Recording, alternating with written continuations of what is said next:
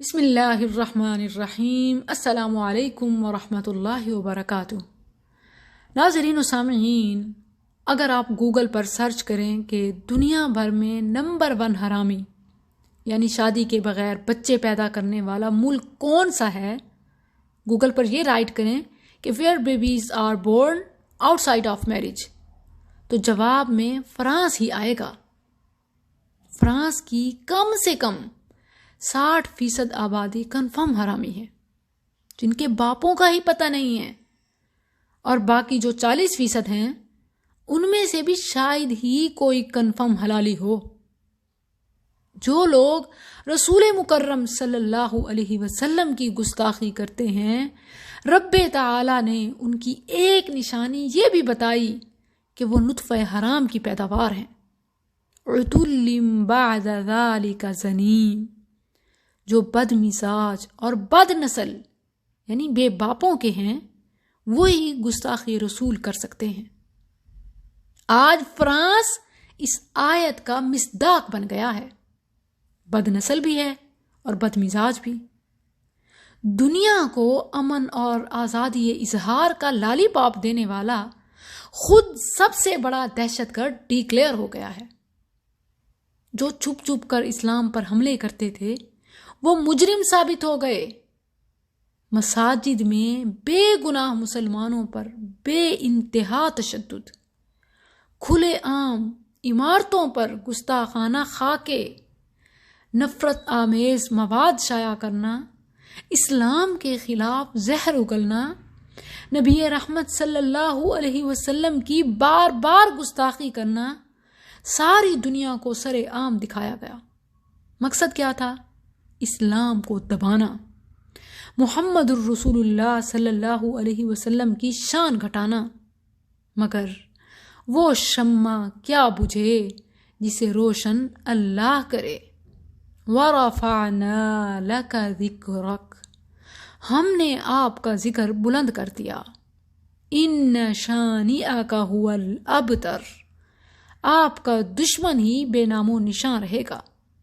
آج کا اگر کوئی ابو لہب ہے تو وہ مکران ہے، جس کے بارے میں آیات نازل ہوئیں، تبت یدا ابی لہب وتب ان شانئک هو الابتر۔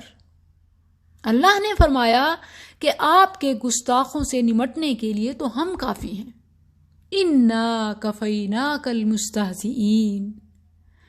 ناظرین، فرانس میں مسلمانوں پر ظلم ڈھائے جانے لگے، مساجد، قرآن، رسول بار بار بے حرمتی ہونے لگی، تو ساری دنیا اسلام کے بارے میں مزید سوچنے پر مجبور ہوئی۔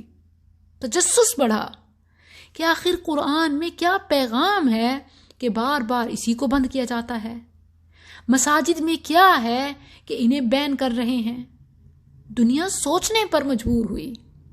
یورپ میں گستاخی ہوئی تو یورپی ملک کے رکن اسمبلی آئی لو محمد کا ماسک پہن کر اسمبلی پہنچ گئے۔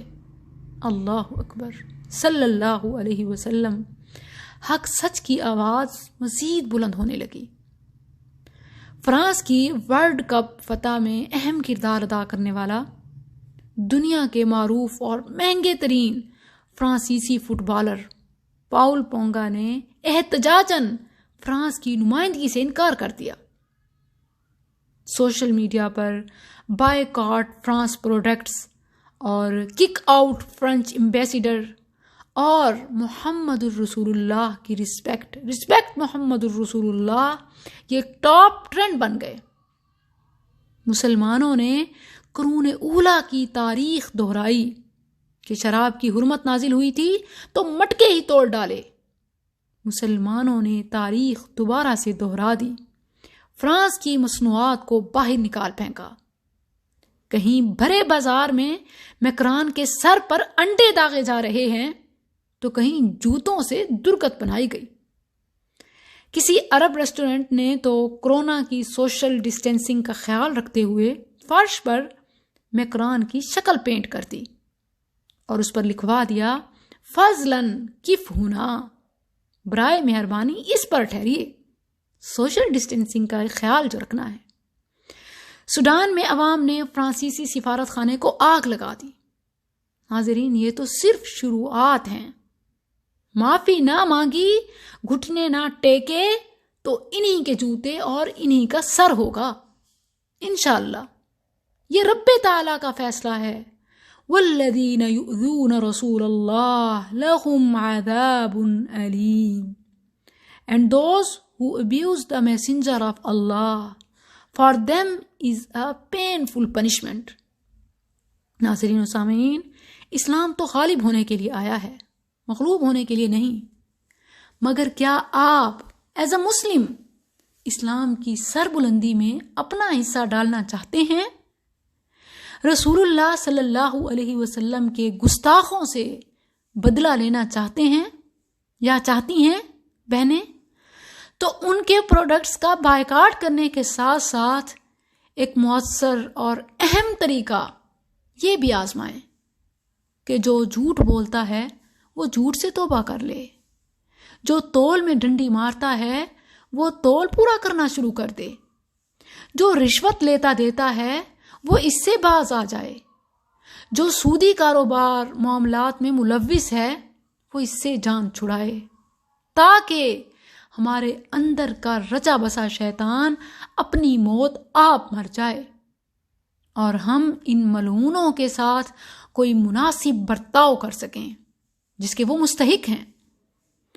گستاخوں کا گریبان نہیں پکڑ سکتے تو محمد الرسول اللہ صلی اللہ علیہ وسلم کے فرامین کی عملی تصویر بن کر اسلام کے حقیقی نمائندے اور پیارے نبی صلی اللہ علیہ وسلم کے ٹرو ورکر بن جائیں. من رأى منکم منکرا فلیغیرہ بیدہ ومن لم يستطع فبلسانه ومن لم يستطع فبقلبه وذلك اضعف الایمان. السلام